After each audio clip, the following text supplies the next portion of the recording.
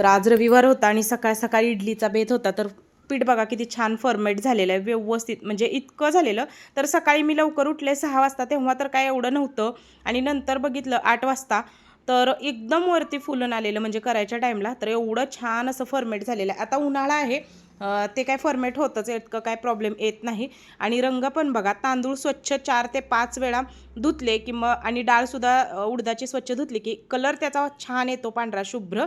आणि वाटलंय सुद्धा एकदम बारीक. तर आता हे सगळं मी एकजीव करून घेते, म्हणजे त्यातलं जे हवा आहे ती निघून जाईल. आणि आता पीठ बघा एकदम स्मूथ छान झालेलं आहे.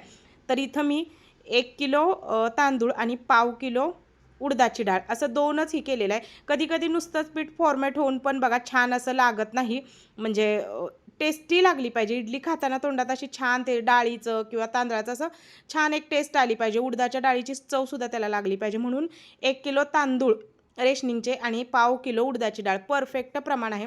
स्वच्छ धुवून रात्रभर भिजत, आणि एकदम असं भरड पण करायची नाही, एकदम बारीक पण वाटायचं नाही. थोडंसं बारीक रवा कसा असतो तशा टाईपमध्ये ते वाटून घ्यायचं, म्हणजे असं छान फॉर्मेट होतं. तर पीठ एकजीव केलं आणि तुमचं स्वागत करायचं राहिलं. हाय हॅलो नमस्कार सगळ्या माझ्या गोडताई मैत्रिणींचं पुन्हा एकदा स्वागत नवीन व्हिडिओ ब्लॉगमध्ये. तर रविवार म्हटलं की असं काहीतरी लागतं, जेणेकरून मुलांचाही दिवस जाईल आणि दिवसभर तेच खातात. म्हणजे आता बऱ्याच वेळा मी ते शेअर केलेलंच आहे की दिवसभर तेच करायचं, तेच खायचं, आणि त्याची भांडी पण भरपूर घासायची. तर आता पीठ वगैरे एकत्र केलं आणि म्हटलं चला बाहेरचं सगळं आवरून घेऊया, जेणेकरून फटाफट होईल. आणि आता 8चंच टायमिंग आहे, तर कसलं कडक ऊन पडलेलं आहे बघा, भयानक असा उन्हाळा सुरू झालेला आहे. स्वतःचं आवरलं, बाकी सगळ्यांच्या आंघोळी वगैरे झालेल्या होत्या. आणि इकडे अनुष्का आले, तर तिला काहीतरी मी सांगत असेल, किंवा सकाळी मी म्हटलेलं त्यांना की तुम्हाला जर लवकर नाश्ता पाहिजे असेल तर एकतर तुम्ही घर आवरून घ्या, म्हणजे जे काही कालचे कपडे होते त्या सगळ्या व्यवस्थित घड्या वगैरे घाला आणि कपाटात ठेवून टाका, म्हणजे मी तिकडं स्वयंपाक करते, तुम्ही इकडं. एकतर काय होतं, मग तिकडचं तरी आवरायला लागतं, नाहीतर मग इकडं बसलं. आधीच उशीर, रविवार म्हणजे काम आपलं लेटच असतं, त्याच्यामुळं मग त्या दोघी तिकडं आवरते, तोपर्यंत मग मी इकडं सगळं आता का इकडं आज ना खूप 2 वेळा असं ही झालं की साखर पण अर्धा डबा सिंकमध्येच सांडली आज. आणि दूध पण सकाळी माझ्याकडून हात हे झाला, तर आता तुम्ही पाहिलं दूधसुद्धा सिंकमध्ये सांडलं, ना गॅसवरती, दोन्ही सिंकमध्ये सांडलं. साखर नंतर सांडली, ती पण तुम्हाला दिसेल. तर दूध सांडलं. तर ते कालचं दूध होतं, पोरींना थोडं दिलं आणि बाकीचं गरम करून ठेवलं. राहिलेल्या दुधाचं सरळ मी आता दही लावून सॉरी, दही लावून टाकते, म्हणजे ते दिवसभर बरं पडतं. किंवा काहीतरी आईस्क्रीम वगैरे होतंच त्याच्यामुळे, किंवा मिल्कशेक एखादा काहीतरी होतं, म्हणून दूध लागतं. मग फ्रीजमध्ये ठेवते. आणि आत्ताचं आलेलं दूध तेही तापायला ठेवलेलं आहे. आणि आता इकडं करत आहे सांबाराची तयारी. तर सांबाराला ना मी आपला दुधी भोपळा एक तुकडा बघितलं तुम्ही घेतलं, त्याच्यावरचं साल काढलं, एक टोमॅटो, एक कांदा आणि एक शेवग्याची शेंग एवढंच घेतलेलं आहे. वांगं, बटाटा सगळं घातलं तरी चालतं, पण जेवढं आपल्यात आवडतं तेच म्हणजे मला तर शक्यतो बटाटा असा आवडत नाही सांबारात. शेवग्याची शेंग, भोपळा वगैरे छान लागतं. आणि वांगं मग ही पोरं खात नाहीत म्हणून मी घालत नाही. आणि ते म्हणजे बाकीच्यांना पण आवडत नाही म्हणून. तर सगळं एकत्र केलं, म्हणजे ज्या काही भाज्या मी चिरून घेतलेल्या, इवन कांदासुद्धा बघा चिरून ना त्या म्हणजे कुकरमध्ये टाकला. जेव्हा डाळ आपण शिजवतो ना त्याच्याबरोबर कांदा शिजवायचा. तर आता डाळी बघा सांबारासाठी थोडीशी हरभऱ्याची डाळ तुम्हाला दिसते घेतलेली, थोडीशी लाल मसुराची डाळ घेतलेली, आणि त्याच्यापेक्षा जास्त म्हणजे ह्या दोन्ही डाळी आणि तुरीची डाळ एक असं प्रमाण ठेवलेलं होतं. तर एक नंबर होते. उडदाची डाळ माझ्याकडे शिल्लक नव्हती, नाही तर उडदाची डाळ घालायची. पंचरत्न म्हणतात ना, 5 डाळीचं, त्याचा सांबार एक नंबर होतो. इतका छान टेस्टी चवीला लागतो ना खरंच. मग मी आता 3 डाळी होत्या त्या घातल्या. मुगाची डाळ काय नाही घालायची, मुगाच्या डाळीनं जरा असं चिवटपणा येतो, किंवा नंतर मग घट्टच येतं, टेस्ट सांबाराला एवढी पण लागत नाही. म्हणून तुरीची डाळ आणि मसुराची डाळ बस, ह्या दोन्ही डाळी असल्या तरी, आणि मी हरभऱ्याची पण घातली.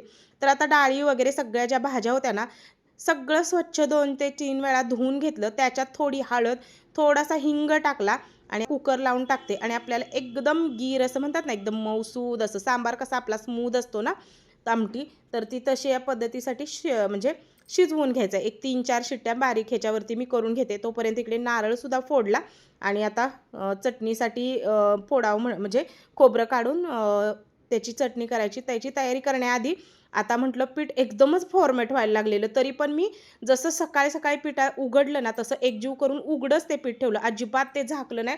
आणि खिडक्या दारं सगळी उघडलेलीच होती, हवा येत जात होती, कारण जास्त पण फॉर्मेट झालेलं चांगलं नाही. योग्य तेवढं झालेल्या गोष्टी ठीक असतात शरीरासाठी पण.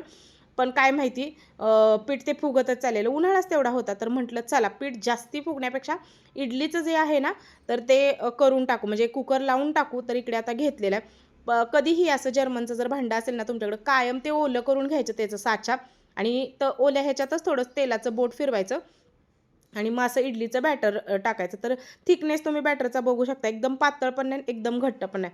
पांढऱ्या शुभ्र, खाताना अशा मऊ लुसलुशीत. आणि आज जरा अशा जास्त बॅटर झालं ना, मी म्हणजे ते पीठच जास्त होतं म्हणून असं भरपूर भरपूर घातलं, कारण अशा मोठमोठ्या इडल्या व्हाव्या म्हणून. तर बघा आता नंतर तुम्हाला दिसतीलच इडल्या कसल्या छान झालेल्या होत्या. आणि अशाच पद्धतीनं बघा ह्याचंच आप्पे केले तरी चालतात. आणि डोसेसुद्धा ह्या पिठाचे मी दुपारी केलेले, तर ते सुद्धा इतके क्रिस्पी, इतके छान झालेले ना. जसं की म्हटलं, फॉर्मॅट तर होतं, पण प्रमाणबद्ध त्याच्यात डाळ, तांदूळ तुम्ही जर घेतलं ना, चव व्यवस्थित लागते. तर उडदाची डाळ कमी पडली की नुसतंच ते तांदळाचा लादा खाल्ल्यास म्हणजे एक असं गिचगिजीत लागतं. आणि उडदाची डाळ प्रमाणबद्ध इडलीला असेल तर बघा त्या उडदाच्या डाळीची सुद्धा टेस्ट येते आणि ते एकदम खायला छान लागतात. आता ह्या इडल्यासुद्धा अशा नुसत्याच उगाच बिलबिलीत किंवा अशा एकदम फडफडीत झाल्या नव्हत्या. मस्त मऊ एकदम छान अशा इडल्या झालेल्या. चला इडलीचं पहिलं हे लावून झालं आणि आता कुकरसुद्धा डाळीचा झालेला होता. तोपर्यंत बघा पोरींची इकडं झालेली. आणि आज आदित्य अनुष्कानं सकाळी सगळी टोटल कामं केलेली. सगळं झाडून लोटून लय बाहेरची कामं त्यांनी केली. राहिली भांडीसुद्धा मी मांडायला लावली, कारण म्हटलं खूप जास्त ह्यात भांडी पडतात. हो, पडल तशी मी घासत राहते. म्हणजे पहिली भांडी असतात ती आपली लावून टाकली. आधी तिला म्हणलं लावून दे. तिची पण अंघोळ झाली, सगळ्यांच्या अंघोळी झालेल्या. आणि आता इकडं खोबरं वगैरे चटणीसाठी मग काढून हे करते. तोपर्यंत बघा इडली म्हटलेलं ना, इडली एकदम अशी बिलबिलीत पण नाही किंवा फडफडीत नाही. अशी नुसती इडली खाल्ली तरी घास नाही लागणार अशी. आणि गरम गरम इडली तर इतकी छान लागत होती ना, इतकी टेस्टी लागत होती. खरंच सांगते, मस्त अशी आज इडली झालेली. आणि मलाच 8-15 दिवस इकडं तिकडं झाले की मलाच इडलीची आठवण येते. कुणी म्हणू नये, आवडती सगळ्यांना. सगळे आम्ही चौघंही खातो पोट भरून, दिवसभर तेच चालू असतं. पण मला आठवण झाली की मी ते घालते, कारण कोण कर म्हणत नाही. मग मला आठवण, जसं की डबल डबल शब्द होत आहेत. जसं की म्हटलं, मला आठवण झाली की मी घालते, मग ते सगळ्यांना खायला मिळतंच असं. तर आता पहिलं भांडं जे झालेलं होतं ना, ते इडलीचं काढलं आणि गार व्हायला ठेवलं. तोपर्यंत इकडं खोबरं चिरून घेतलं. तर खोबऱ्याच्या चटणीसाठी बघा, ओला आपलं नारळ असतोच फोडलेला तो, मिरची, थोडंसं आल्याचा तुकडा, आणि हे आहे डाळ. डाळ एक मूठ असे भरून टाकलं. थोडीशी साखर टाकली, चवीपुरतं मीठ, आणि थोडंसं एक चमचाभर ना ह्याच्यात दही टाकायचं. तर माझं दही आंबट होतं म्हणून मी अगदी चमचाभर टाकलं. एवढंच टाकायचं. साखर वगैरे टाकली की छान चटणी होते. मी म्हणजे नारळाच्या चटणीत मी कधीच कोथिंबीर वगैरे टाकत नाही अजिबात. त्याची टेस्ट नाही आम्हाला आवडत. पण अशी एकदम स्मूथ वाटून घ्यायचं मिक्सरवरती, छान होते बघा. तर या पद्धतीनं इडल्या काढून घेते. जसं की म्हटलं, भांडं असं ओलं घ्यायचं. असं जर्मनचं आहे ना आता हे ॲल्युमिनियमचं, तर ते ओलं केलं की त्याला एक हे येतं आणि इडल्या अशा सटासट निघतात बघा. इडली बघू शकता, तुम्हाला मी तोडून पण दाखवते. म्हणजे अशी उगाच म्हटलं ना, फोपशी पण नाही आहे, उगाच अशी घास लागणारी पण नाही. आणि अशा मोठमोठ्या इडल्या आज केलेल्या ना, तर त्या दिसताना पण खूप छान दिसत होत्या, पांढऱ्या शुभ्र अशा, आणि खाताना पण टेस्टी लागल्या. तर सगळ्या काढून घेतल्या इडल्या आणि लगेच दुसरं राऊंड हे केला, म्हणजे लावून टाकला, जेणेकरून पोटभर आता दिवसभर. आणि इथे एक टिप सांगेन की प्रत्येक वेळी जेव्हा तुम्ही इडली किंवा डोसा कराल ना, प्रत्येक वेळी पातेल्यात ना अशी पळी फिरवून फिरवून ते पीठ एकजीव करायचं, एकसारखंच सतत करायचं.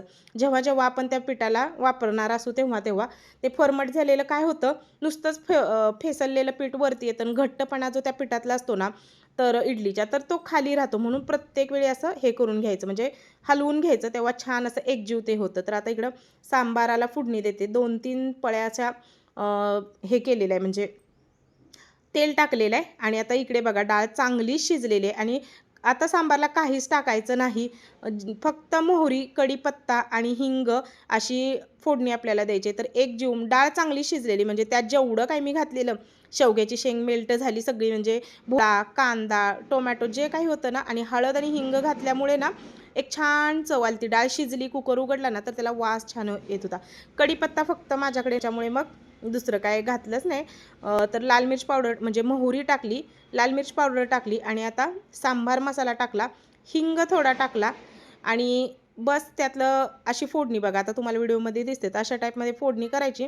आणि सांबार कसा तेलकट किंवा असं वर तवंग नसला ना, कट म्हणतो आपण, तसा नसला तरी चालतो. सांबार पिवळा साधा पातळ तसाच छान लागतो. इडलीवर तर शक्यतो सांबार हा पातळच लागतो. तर इथे ना माझं एक झालं की गूळ आणि चिंच ना भिजत घालायची राहिलेली, तर मी अशीच वरनं टाकली.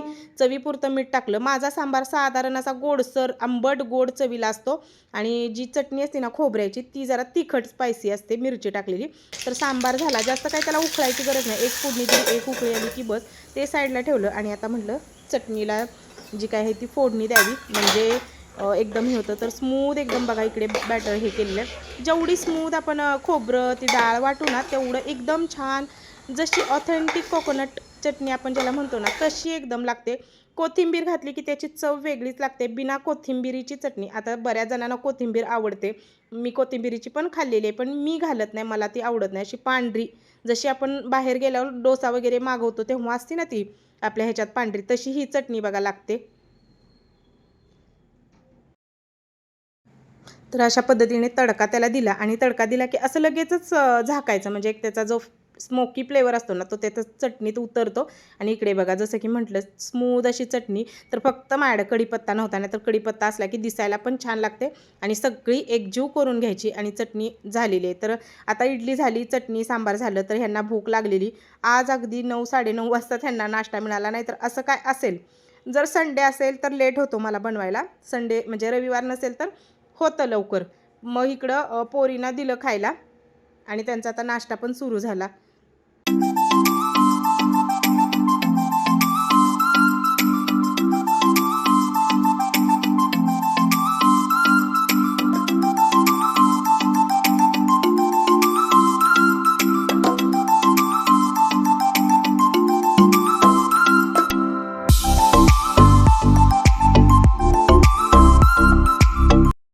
तर झाल्यानंतर सगळ्याचा लूक तुम्हाला म्हणजे असा सांबार केलेला होता. म्हटलं ना सांबारला ना लाल पिवळा असा सांबार दिसला की छान लागतो, आंबट गोड. ह्या इडल्या सगळ्या झालेल्या आणि दिवसभराचा हा जो काही राडा आहे ना तो सगळा झालेला होता. त्या दोघींना दिलं आणि नंतर आता मी सुद्धा इकडे खायला घेतलेलं होतं. तर खरंच खूप छान झालं होतं. सांबार, चटणी दिसतंयच तुम्हाला. दिसताना तर म्हणजे पदार्थ एखादा आपण जो बनवतो ना तर तो दिसण्यावरनं सुद्धा किती टेस्टी झाला हे आपण ओळखू शकतो. तर तसाच असा झालेला होता. चटणीचा थिकनेस मी असा ठेवलेला.